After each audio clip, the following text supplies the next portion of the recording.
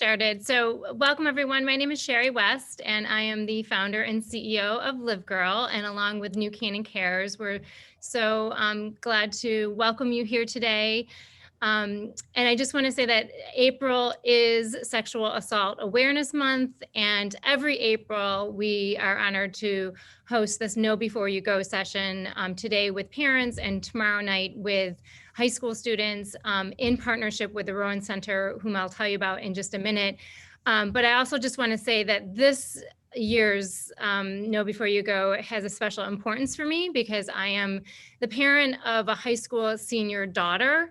And so, it really hits home when you have to sit your own daughter down and have the conversation and really educate her and make sure that she knows what she needs to know before she goes to college. So today's conversation is so, so important. It disheartens me, but we know we have to have these conversations with our kids because sexual assault is so pervasive on college campuses. I also recently had to sit down and have the conversation with my daughter about Sarah Everard in the UK, and also the disheartening news that the Minnesota Supreme Court overturned a rape conviction because the woman voluntarily got drunk beforehand and therefore wasn't mentally incapacitated. So there's a lot going on in our world. It's not always light and easy, but we're having this session today with the best of the best experts to prepare you for those conversations. So with that, we're so grateful to the Rowan Center and to New Canaan Cares. Stacey Walker is here today with New Canaan Cares. But the Rowan Center is this extraordinary organization based in Stanford, and their mission is to provide counseling and support services to victims of sexual assault and to eliminate sexual violence through community-wide education programs like our program here today. We have two educators here today with the Rowan Center. I cannot say, these women are super women. I'm gonna let them introduce themselves. Danielle and Malin, if you want to go ahead and introduce yourself. But thank you, ladies, for leading this conversation. And the floor is yours. Thank you. It is a pleasure for us to be here. And like you say, talk about such an important topic like sexual violence. And that's our mission at the Rowan Center, to eliminate through education these health issues, because sexual violence is considered a health issue right now. And my name is Malin Martinez. I'm a bilingual community educator, and I use she, hers as my pronouns. And hi, everyone. My name is Danielle Walker. I am also a community educator at the Rowan Center, and I use she, her pronouns as well. Thank you so much for having us. Thank you for being here with us. And we're going to be having a conversation about basically college campus sexual assaults that happen and what we could do to help have these conversations and be active with these types of things. So really quickly, to go over some of the programs and services that the Rowan Center provides, we are a sexual assault resource agency for primary and secondary victims of sexual violence. So a primary victim is someone that was directly affected, so it happened to them. And a secondary victim is someone who was indirectly affected. So that could be parents, a sibling, a friend, a significant other, or even a witness to the event. We know that with sexual violence, it affects everyone, not just the victims. So we want to make sure that we have those services and programs for them as well. So we have a 24-hour crisis hotline, both in English and in Spanish. And you can call any time of the day, night, holiday, it doesn't matter. There is always a trauma-informed advocate on that other end that is willing to speak with you, whether you have a question about something, you want some more information about certain programs, services that we have at our center, or you were triggered by something that happened a long time ago, or you woke up from a nightmare. We do counseling, which is a one-on-one session with the counselors we have at our center, where primary and secondary victims can speak about their traumatic experiences. We also do support groups, which is like counseling, but more in a group-based setting with activities centered around it. So we have a trauma-informed yoga group, we have a self-care through art group, and we also have a support group for those that identify as male.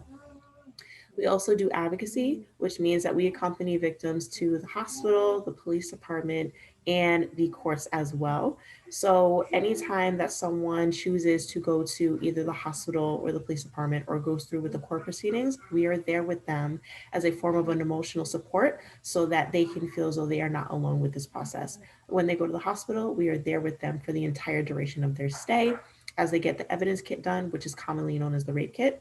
We also go with them to the police department if they choose to, so that we are there with them as they get their statements taken, so they don't feel triggered as they are retelling their story. And if they choose to go through with court, we are there with them too for the entire duration of the trial period. And we also do prevention education, which is basically what we're doing here, where we go to almost every college in the 8 towns that we serve: elementary school, middle school, high school, community organization, corporate business, police department, wherever in those 8 towns that we serve, to talk about how we can prevent sexual violence in our communities. And this is just a reminder to make sure that you are taking care of yourself. With the topic of sexual violence and campus sexual assaults, we will be going over the different definitions of sexual assault and its types. So with that, please make sure that you're doing whatever it is that you need to take care of yourself, whatever that looks like for you. So if you need to turn your camera off for a little bit, get a drink of water, take a couple deep breaths, please do whatever you need to take care of yourself. I also want to leave the floor open for any questions that you may have, whether you want to type them in the chat or you want to unmute yourselves, whichever you feel comfortable, please do so. And again, make sure you're taking care of yourself. So to kick off our conversation about Know Before You Go, here are some statistics about sexual violence on college campuses. So on average, 1 in 5 women and 1 in 16 men are sexually assaulted while in college, and the risk is even higher for LGBTQ and gender nonconforming students. Between the ages of 18 and 24 is when an individual is most at risk for victimization, more specifically, college freshmen and sophomores. So I want to ask you, why do you think that this age is more at risk for this type of victimization?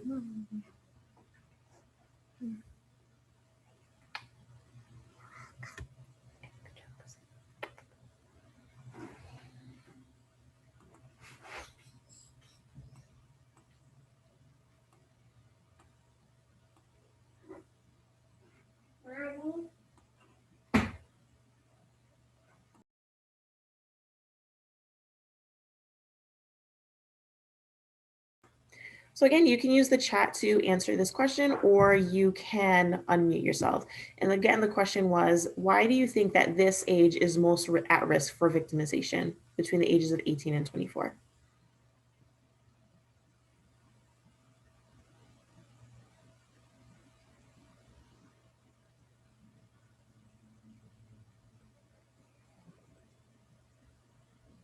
Okay, so someone said probably drinking. Yeah, sure. It's their first time on their own in a new place with lots of other students. Yeah, sure. Give it a couple more seconds just in case anybody's typing.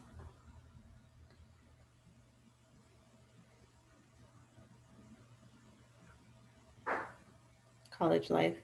Yeah, sure. Definitely. And these are all really great answers in regards to why this age is more at risk for victimization of sexual violence, because and hookup culture, absolutely. So when someone goes to college for the first time, it could be their first time out on their own, away from their parents, and they want to immerse themselves in this sense of like independence and like getting to know people and whatever that looks like, whether they go to different socials that the college campus may have, or they're trying to get to know their dorm mates and then they go to different parties to try to meet new people. So because someone who is a freshman or a sophomore isn't as seasoned as someone who is a junior or a senior, they are more wanting to do different things, see different things so that they could get the experience of what it's like to be on that college campus. So between 70 and 90% of college sexual assaults involve alcohol, and on average, 8 out of 10 rape victims know their perpetrator. And over 90% of sexual assault victims on college campuses do not report the assault. So why do you think that reporting rates are so low?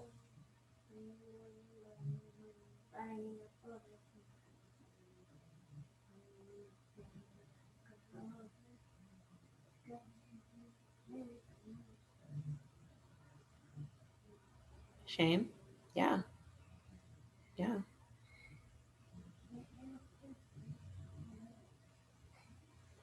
Feeling like they won't be believed. Yeah. Yeah. Fear not being believed or worried they're perceived at fault, not knowing who to report to. Yeah, all really great answers. And thank you so much for sharing those. So, because we know that 70 to 90% of college sexual assaults involve alcohol, and 8 out of 10 people know who their perpetrators are, um, and they don't report these types of things, it could be out of shame because they feel as though they won't be believed, or that it'll be out of the sense of where they feel as though it's their fault because they shouldn't have been drinking, they shouldn't have stayed out so late, they shouldn't have been with this person. Again, putting that blame on themselves because they are the victim of how this happened to them. Um, and because they may know who the person is, whether this is a classmate, a dorm mate, or even a friend or someone that they had just gotten to know, if they were to report it, then it could bring that sense of shame that other people may say that, like, oh, well, this person is such a great person. Why would you try to do this to ruin their reputation? And then putting on that sense of, well, we don't believe you because we know that this person is a good person and they wouldn't do something like that. So it brings forth this shame and makes them feel as though, well, if I do report it, I don't know who to go to because who would believe me? And this is my fault for happening in the first place. So if you have any questions about anything before we move on?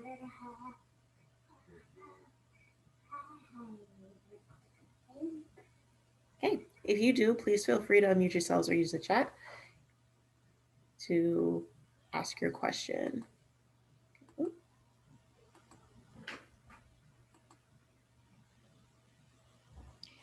So now let's continue talking about what is sexual violence. What comes to your mind when you hear that word?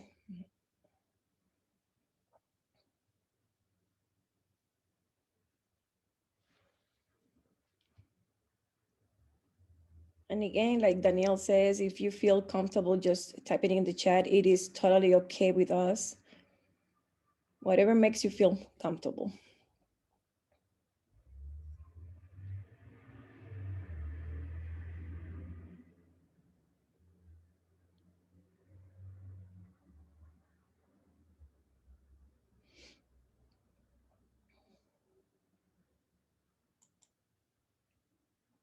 Someone says unwanted.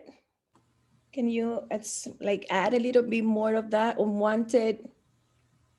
Someone had privately messaged me saying physical and mental power. Yeah, it can be added to that. Like when we talk about sexual violence, it can be involved unwanted behavior and, like you said, power in your mind. But also, when we talk about sexual violence, it's a broad terms that involve a lot of situation and behaviors and can be seen in two ways. Sexual violence can be seen on an individual level and also on a societal level. And we're going to go on deep, talk more in deep on each of them. So on an individual level, it is a wide range of sexual acts and behaviors that are unwanted, coerced, committed without consent, or forced either by physical means or through threats. It is what we usually listen when we ask the question, what is sexual violence? We most of the time receive the answer like rape. And that is some type of behaviors that are committed without consent and also by physical means like coerce, and it is unwanted sexual attention, unwanted, and it has to be sexual in nature. And that is on an individual level. On a societal level is the prevalence of attitude, actions, and social norms that perpetuate and sustain environments and behaviors that promote a cultural tolerance and acceptance of a denial of sexual assault and abuse. Like Danielle was saying before, when someone wants to make a report and that person that uh, it is the perpetrator is seen as a good person, nobody's going to believe that because that's a good person. How are you going to do that? How are you going to ruin their reputation? And that type of behavior continues repeating, allowing this behavior to become a normal one. And we can see this in in a level that is, as in society, it is perfectly fine and acceptable, when it is not, and we know that. But because it is what we are used to, and unfortunately it is a behavior that can be perpetuated for time and time, it becomes something more normal and even harder to um, break that stereotype and break with that cultural tolerance of that abuse. Um, let's dig a little bit deeper into what is sexual violence in an individual level. It is a sexual assault is part of what is sexual violence, and sexual assault is defined as any non-consensual sexual activity, including but not limited to rape or attempt to rape, unwanted sexual touching, incest, or and sexual contact with minors.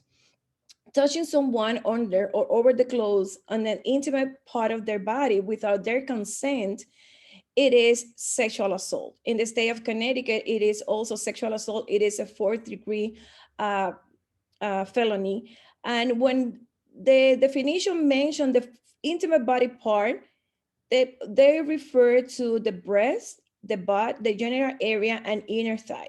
So if someone touches another over or under the clothes in the state of Connecticut, in those areas, then they are committing sexual assault. Rape is another form of sexual assault, but it is one that is more extreme, and it is the forced penetration either anally, vaginally, or orally, and does not always need to be with the sexual organ unless it is orally. Because someone can be like forcing another to eat and shove like a spoon in their mouth, they can allege that they were raped because of this spoon putting in their mouth. It has to be with a sexual organ. And a statutory rape is when someone above the age of consent has sex with someone under the age of consent, that in the state of Connecticut is 16, but varies from state to state. Most of the state, the age of consent is 16, but there are other states where the age is 17, like New York, and other states, the age of consent is 18, California, Florida. And it is important to keep that in mind, especially when kids apply to go to college out of the state, that it is good to keep in mind and know the age of consent and the state that they're going to be in rather than the state they are from.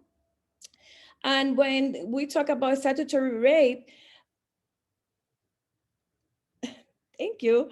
Uh, we were saying that it's when someone above the age of consent has sex with someone that is under, and there is an age difference of 2 or more years. With that law, with that statement, there's also comes the clause called Romeo and Juliet, that it is where the Romeo and Juliet clause goes directly with the statutory rape, and with that clause is trying not to criminalize teenagers that are close to the age of consent. For example, a 15 engaged with someone that is 16, 17, it is within 2 years difference. So it is they fall under the Romeo and Juliet clause. But if the 15 engaged with someone that is 18, then they can be charged with a statutory rape because it's more than 3 years difference between them. And the Romeo and Juliet exists here in Connecticut and other 24 states. Any questions? Please feel free to type it in the chat or to me or Danielle. We're going to be more than happy to clarify anything that we mentioned that you don't get to don't get it right away. We can more than happy to go back. So on a societal level, sexual violence is the prevalence of attitude, actions, and social norms that perpetuate and sustain environments and behaviors that promote a cultural tolerance, acceptance, and denial of sexual assault and abuse. Now, I want to ask you, what is a social norm? Do they impact our behavior and the way we think and act?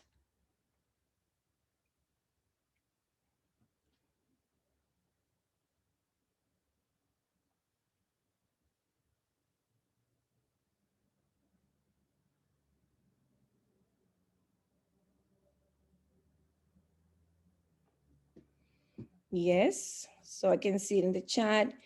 Yes, Yes, it is a code of conduct that most people prescribe to. Yeah.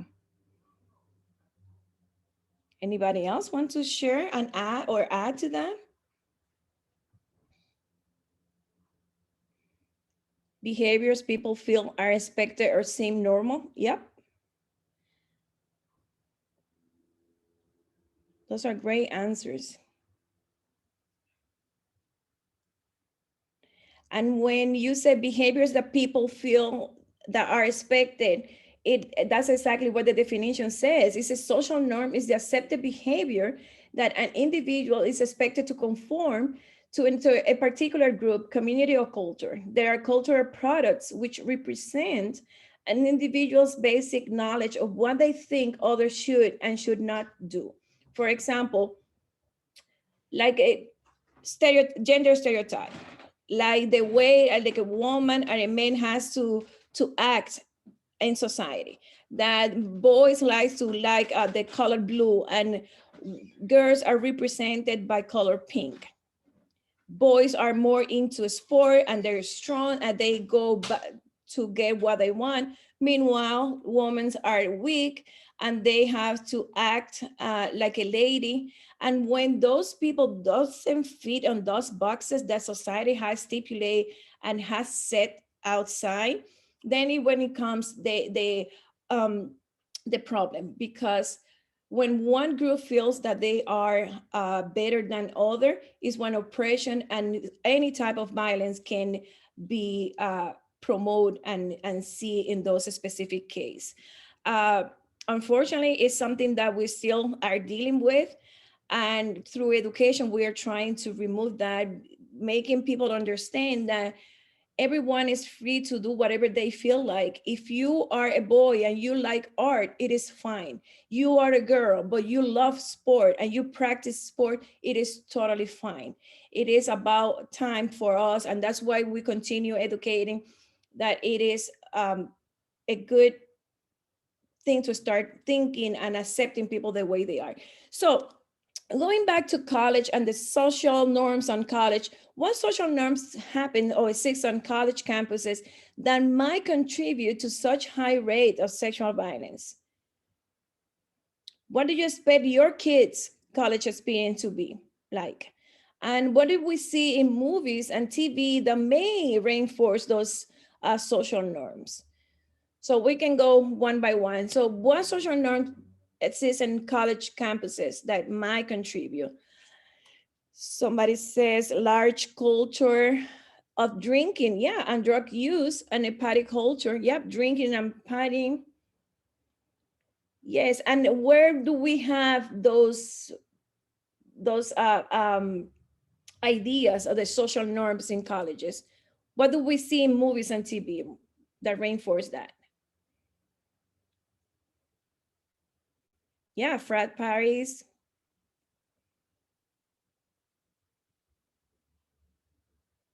Sure. And that's what we perceive when we watch TV and TV shows that portray this social normal culture that comes to school. And yes, you can have fun in school. You can participate in an activity. You can have fun with your friends. Social media picture of parties, rape culture, and hookup culture. Yes, totally right. And not that's the information that we perceive from social media and TV shows that we watch, that all is that rape culture and the hooking up culture and drinking and partying. And yes, it's true that there is like we saw at the beginning, the statistic, 70 to 90% of the cases that involve rape has alcohol in somehow involved. And yes, also it is due to people that perform with people that the victim already know, maybe someone that they are uh, getting to know because it is the first time that they are away from home. So what do you expect your kids college experience to be like? As a parent, what do you expect?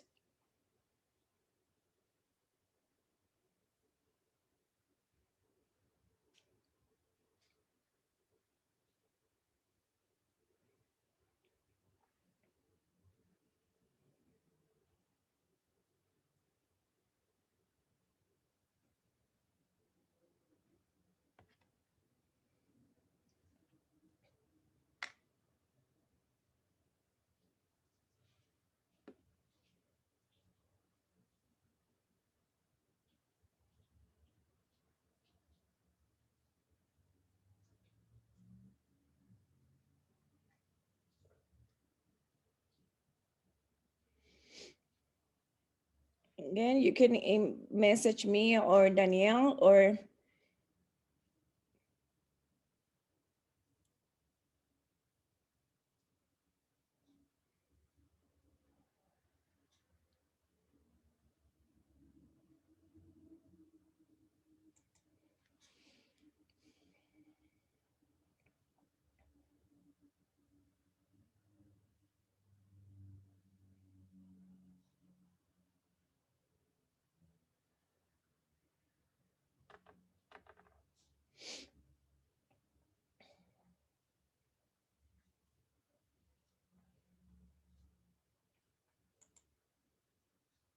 sure.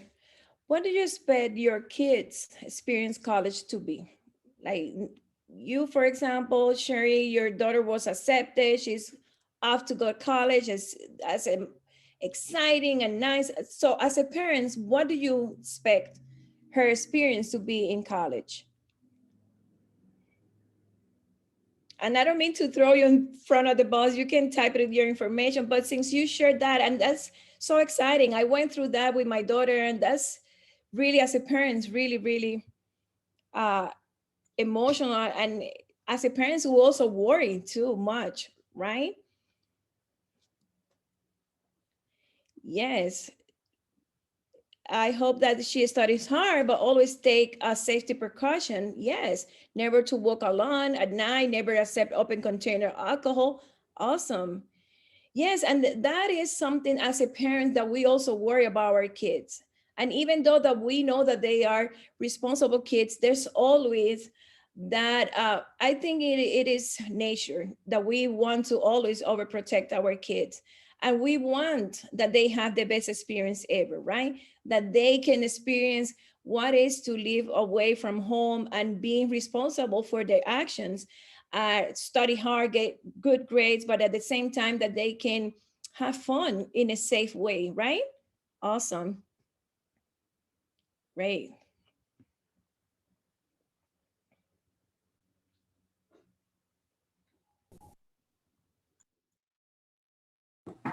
All right, so this video is going to explain the problems with sexual assault on college campuses, and then we can discuss further afterwards and then get into some other statistics as well.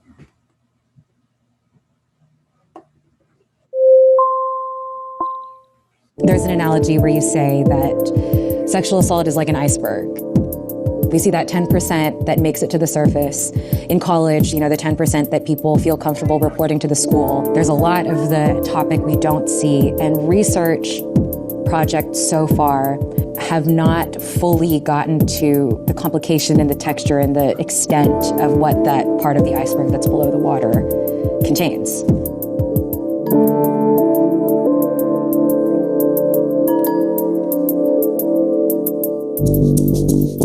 Since the Weinstein story, I have been completely unsure of everything.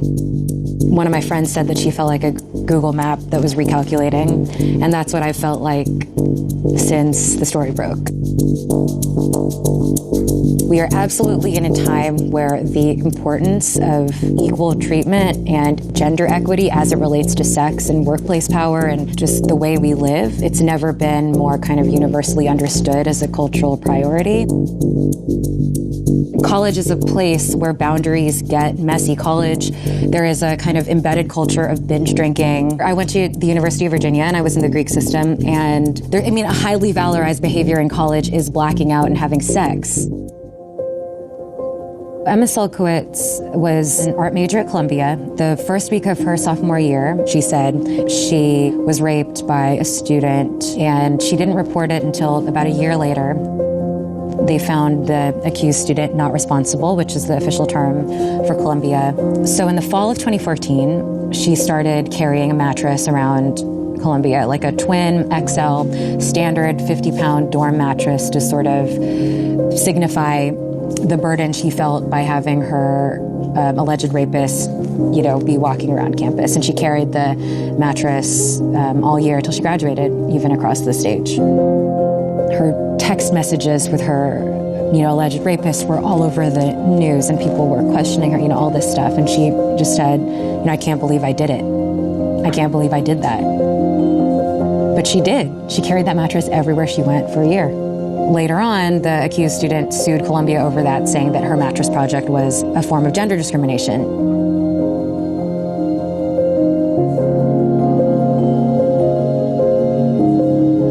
There were massive protests at Columbia. It was national news all the time. People dropped 28 mattresses at the door of Columbia's president. You know, they taped a list of demands about the sexual assault policy to his door. This was like a big, kind of unprecedented wave of student-led activism that pushed this issue into the spotlight that year. I think that Columbia knew, they knew they had to do something. This is not just a white woman's problem. This is not just a Columbia problem. This is not just a women's problem. It's not just a cis women's problem.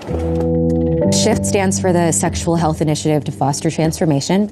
It is this enormous multidisciplinary, multi-method research study on undergrad sex behavior at Columbia. It was this big community-based participatory research project that was trying to get past the part of the iceberg of sexual assault that was above the surface and map the full contours of it at Columbia. These ethnographers at Columbia, most of whom were closer to student age, they would just hang out. They spent, a year and a half just hanging out with students, like going to parties, hanging out in their dorm rooms, watching them fold laundry, drinking club soda at student bars. They interviewed, I think, over 150 students one-on-one to ask about their sex lives and their experience of Columbia. What is to come from this study, almost none of it has been revealed yet. It just concluded.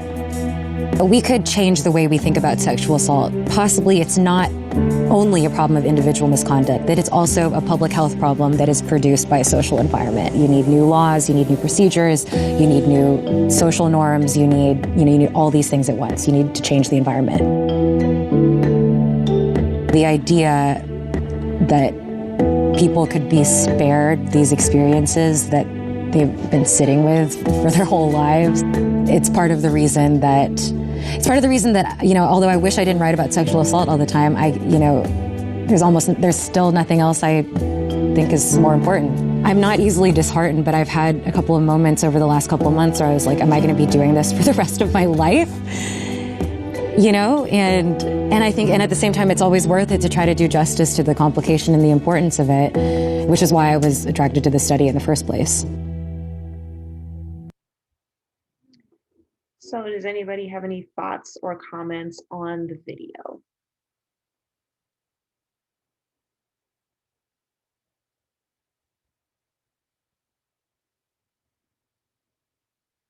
And the SHIFT study that she was talking about in the video, where they said that none of it was concluded just yet, the information has been released, and it is what has matched the statistics that we had in the beginning of this presentation, where we said that 70 to 90% of college sexual assaults happen with alcohol involved.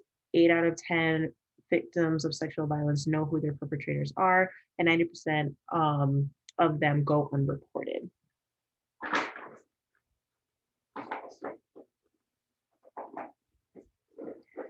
So talking about campus culture, when we say that what causes such high rates of sexual violence in college, we see it in the video where it's an understanding that it's a lot of the Greek life and the binge drinking culture that is there, where people think that it's a normalized kind of behavior to get really drunk and then hook up with one another, where it lets these kind of boundaries get blurred, where someone could be under the prevalence of alcohol and they could be sexually assaulted. And if they do try to report something like this, then people would meet them with shame or victim blaming and make them feel as though it is their fault, so that there's no reason for them to go and report it. So some facts about Greek life are that fraternity members are 3 times more likely to commit sexual assault than their college peers. And the national fraternities buy extensive insurance policies to cover injuries that take place at chapter houses. And sexual assault is the second most common claim filed against fraternities after assault and battery. And the NPC is an umbrella organization that governs 26 national sororities, and sororities that are part of NPC are not allowed to have alcohol or throw parties in their houses. And with the statistic that we know that 70 to 90% of all campus rapes involve alcohol, if the sororities are not allowed to have these parties or alcohol at their houses, and that fraternity members are more likely to commit sexual assault than their college peers, where are these parties happening? And you can unmute yourself to answer that question, or you can use the chat to answer that question.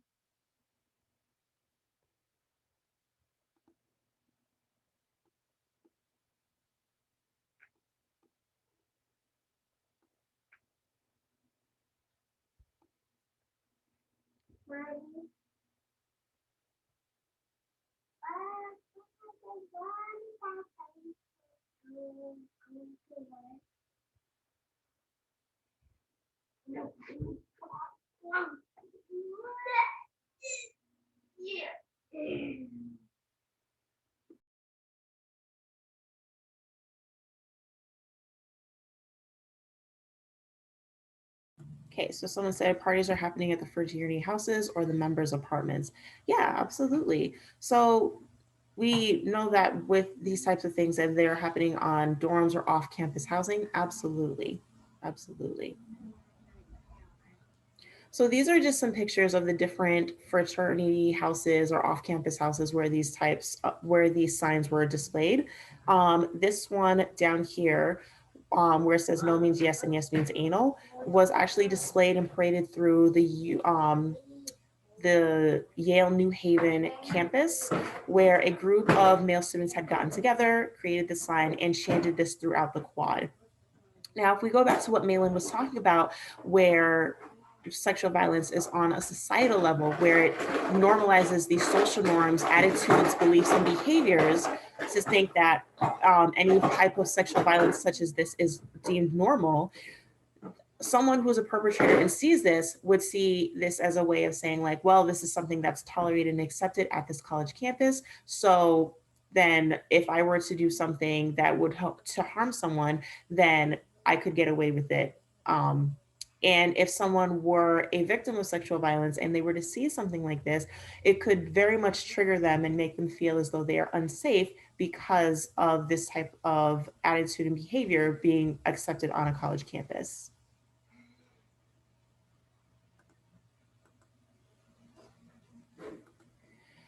So these are some examples of some things that have happened at fraternity houses that have normalized sexual violence in regards to sexual assault and displaying different attitudes and behaviors throughout their chapters. So one fraternity inside of their mansion was a room that they called the porn room, where every inch of the walls were covered with naked pictures of women. And these were pictures that were cut out from magazines. They weren't actual pictures of students. I remember we were in a classroom, well, not in a classroom, we were doing a presentation on this through Zoom with another class, and they had asked if these were pictures of students, and they were actually pictures of women cut out from magazines. And on the ceiling of their living quarters were dozens of women's underwear and bras hung up and dangling from the ceiling. Another fraternity, they were disbanded for their pattern of sexual violence that suggests a deep-rooted culture within the fraternity, which is obscene, indecent, and endangers women. So for example, they had something such as the rape bait email, which they had sent out to their members, which provided them detailed steps on how to coerce women into having sex with them. So some of the steps included saying, oh, getting the freshman, sophomore girls to their fraternity house, getting them really drunk, and then having sex with them, and then kicking them out of the room when they were finished. And the last fraternity was also known as the Rape Factory, and this frat was deemed a threat to public safety and disbanded after one woman alleged that sexual assault occurred at their frat house. And after reporting, she experienced severe retaliation and harassment. So some things that they were doing is that they were following around campus and chanting the name of the fraternity. They would be outside of her classroom and harassing her there, or they would be outside of her dorm and harassing her there as well. And this definitely is something that happens as to why victims of sexual violence do not report, because they are afraid of the retaliation that they may face after they report, whether they're being harassed or followed or seen as blamed for what had happened to them. And hazing culture is an embedded culture in college that exists within Greek life, school clubs, and athletics. So you're supposed to do what you're told and not ask any questions. And if you do, you'll be kicked out and socially isolated. So because some people want to be a part of something when they get to college, especially for those that are freshmen or sophomores, where they want to be part of some kind of club where they can make friends and be a part of some kind of community. They try to uphold these types of cultures and behaviors so that they are not socially isolated or kicked out of these fraternities or school clubs. And 55% of college students involved in school clubs experience hazing. And since 1970, there has been at least one hazing related death every year on a college campus. Oh, and then somebody asked in the chat what universities were these at. It I wasn't quite sure as to where these fraternities were. Um, so I'm sorry, I can't answer that for you. I'm not sure where these universities were. Um, so something called the Clery Act is a consumer protection law that requires colleges and universities to be transparent about campus crime and policy and statistics. So the Clery Act was put into act when one student who was sexually assaulted actually ended up dying, and the parents were not notified about it until later on. So the parents actually tried to put forth this act that every college and university has to be um, knowledgeable into making the parents aware of what is happening, as well as the students of letting them know what is happening. So if there is some kind of crime that takes place on college campus, where there's someone is robbed, or there's an active shooter on campus, or if someone was sexually assaulted, any kind of crime, the schools have to let the students know, they have to let the parents know, and what kind of acts they are putting into place for the protection of the students. So sometimes they'll get an email saying there was a robbery that happened on the college campus. This is what the university is doing about it. And in theory, this is a great law, but it causes campuses to discourage students from reporting their sexual assaults. So why do you think that is?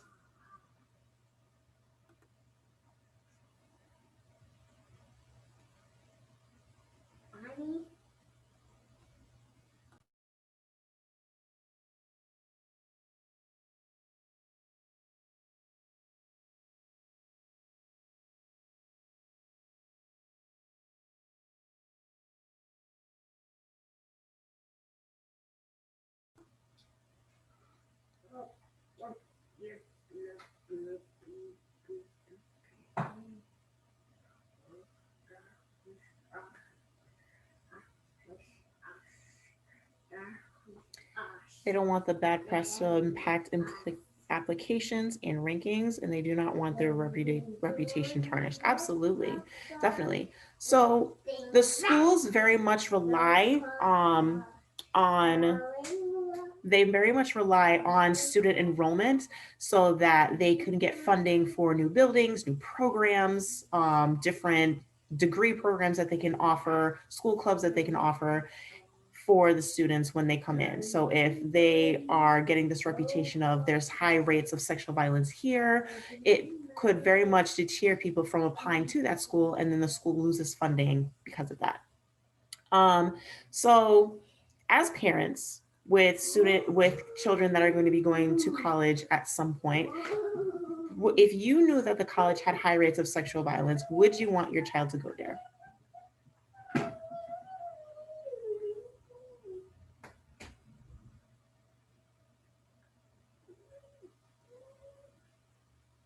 No. Yeah, that's a very valid answer as for that, because then it could give you this understanding or this sense of fear that this could happen to your child. And we know that our children can be very responsible, and we give them the tools to be responsible adults so that when they're not around us or with us, that we know that they'll know what to do and everything.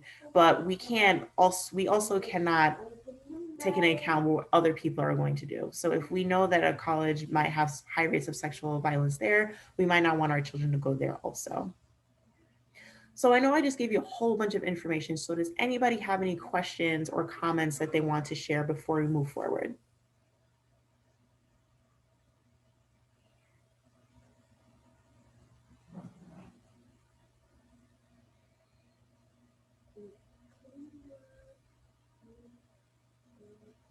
Okay.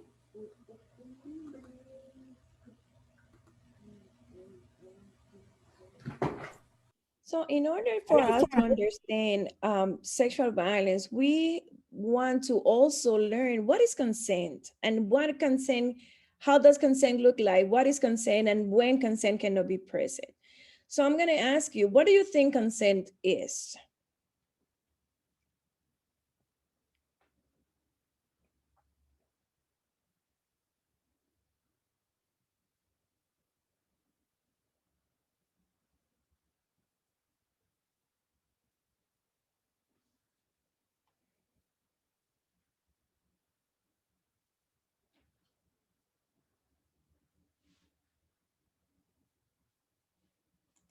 Somebody says a mutual agreement. Great, yes. That is usually how consent is seen, like a mutual agreement. It is permission for something to happen, right? And also consent is active. It's based on equal power and it's a choice and it's a process. And we're going to explain more what each of those components means. It's active because only yes means yes. In the past, it was used to say no means no, but there was a plenty of room for other interpretation where people weren't able to say no. So it was changed to only yes mean yes, because someone can assume that because a partner doesn't say no, that consent has been given. And it is based on equal power. And this is important to keep in mind because if someone is under the age of consent, and we went over, it is incapacitated, unconscious, on in any other type of vulnerable position, consent cannot be given. Also, when there is a difference in power, for example, a teacher and a student, a coach and an athlete, or a boss or an employee, there's no clear way to see that there was a authentic and genuine consent in that matters. Because, for example, the employee can say, yes, I gave consent, but we don't know if under that consent, quote unquote, there's some kind of coercion, even or clear one or indirectly one. Same way with the athlete and the coach, because of the position that they have, they possess higher authority, they can somehow manipulate and control the situation. Same way a teacher and a student. So when we talk about and say that consent has to be based on equal power, that's what we mean by that. Consent also is a choice, and not outside force or pressure can influence someone's decisions to say yes or not.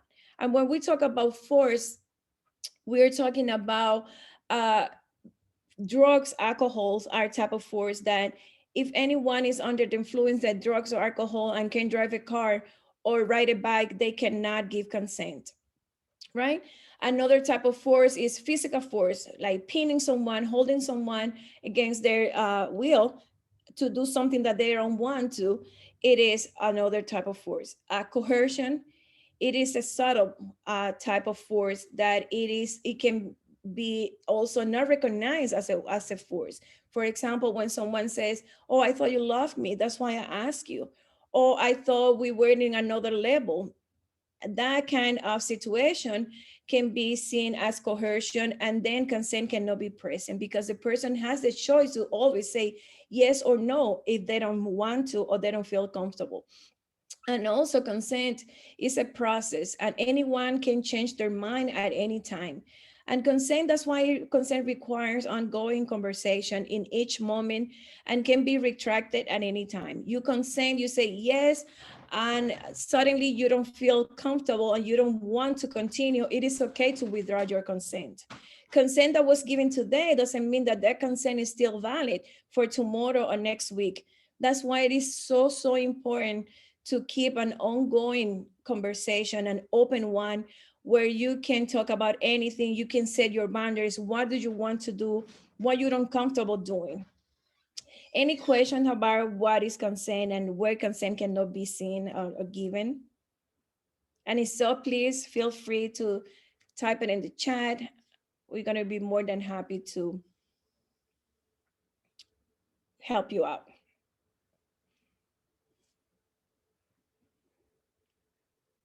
So, what is a bystander?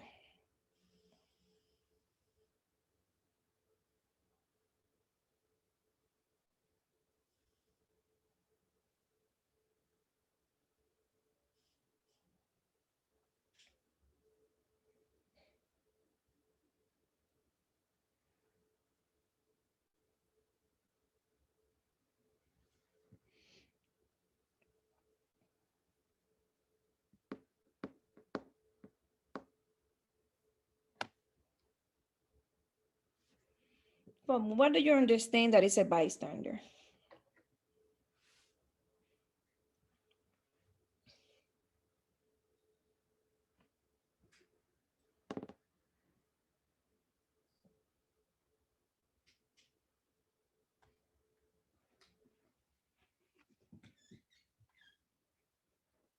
Somebody says someone nearby at an event. Yeah. A witness to an event who doesn't offer help or speak up. Sure, of course. Those are great, great answers. And yes, a bystander is someone who witnesses something but doesn't actively participate or intervene. Somebody also says someone who is present in an event but doesn't take part. We somehow are bystander. When we are at a sport event or the concert, we are bystander, right? So with that in mind, that is someone that who witnesses something but doesn't actively participate. What then is an active bystander?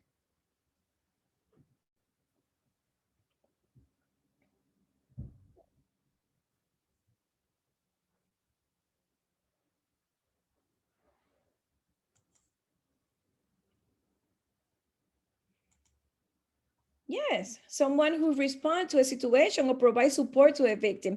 And this is so important to keep in mind. An active bystander is someone who witnesses a harmful, problematic situation and chooses to intervene and to get involved. And it is so important when we're talking about sexual violence to be an active bystander, to get the decision like, yes, I want to intervene. I want to change, make a change in a positive way. And bystander, also an active one, is someone who somehow make a positive impact in their environment by combating harmful belief, like we mentioned at the beginning, those belief and norms and behavior that are so normalized and perpetuate and allows to sexual violence to continue. So when someone is an active bystander and decide to intervene in a situation, it is a great ally to help combating these behaviors that can be very impactful and very, very dangerous.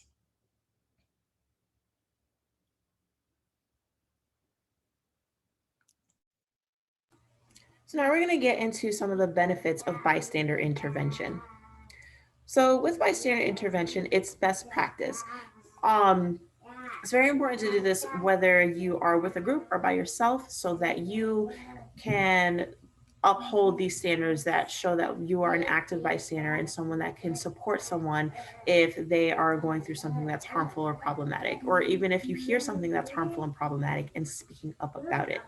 It holds the perpetrators accountable so that we know when we have these problems with sexual violence in our communities that it lets on this attitude, belief, and behavior go on, that it's okay to do these types of things that perpetuate the cycle of sexual violence.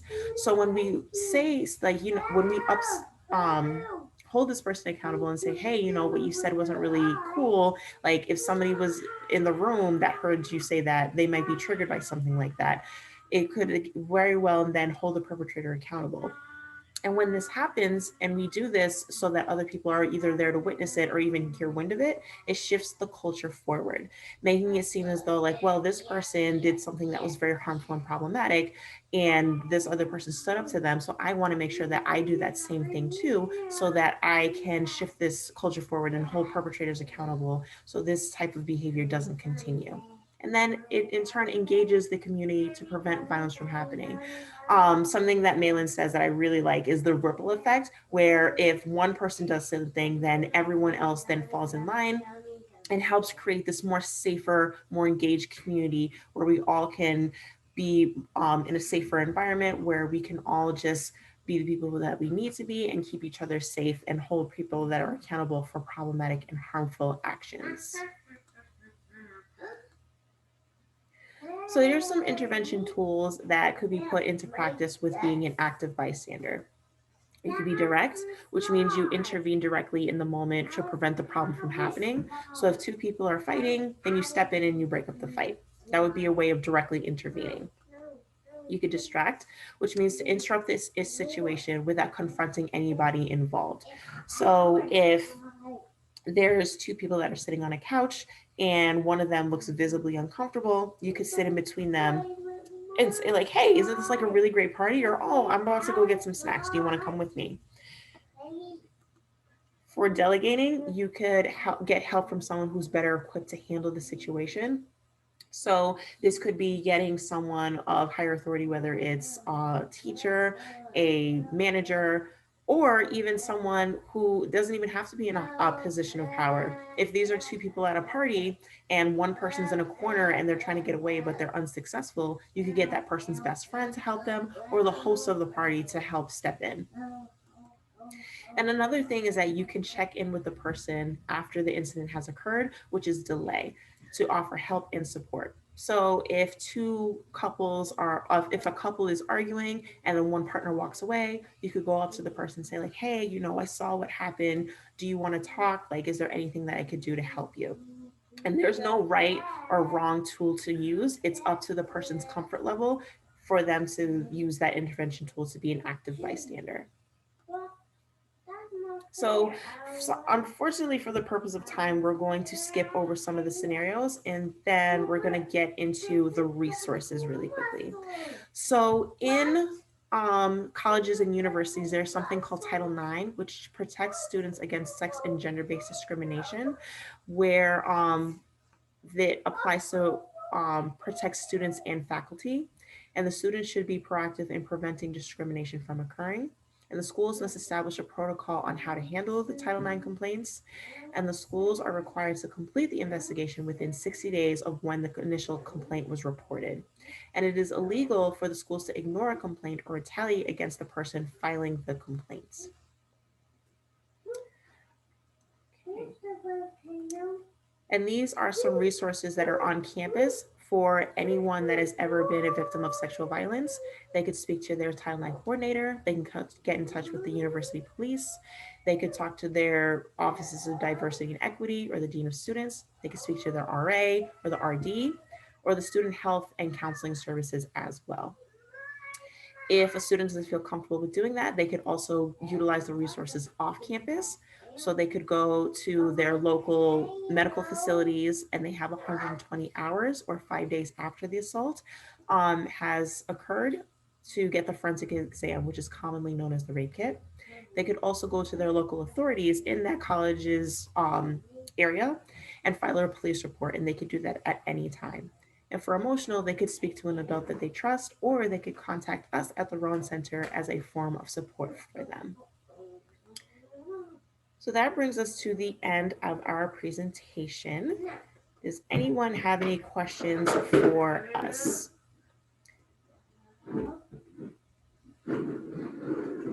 I saw that someone had said that they were able to get the presentation. So this, to my knowledge, is being recorded. So they'll be able to get the recording of this, right? Okay, awesome. Well, thank you so much for having us. We really appreciate you having us here. And thank you so much. Yeah, thank you. I wanted to say on behalf of New Canaan Cares and Live Girl, we want to thank the Rowan Center, Danielle, Jessica, and Maylin for this very important conversation. We need to keep talking about it. We need to educate ourselves. And I hope everyone joining today will educate their children and we will continue to learn and grow. So we thank you very much for being with us today. Thank you. Thank you. Bye, everyone. Bye.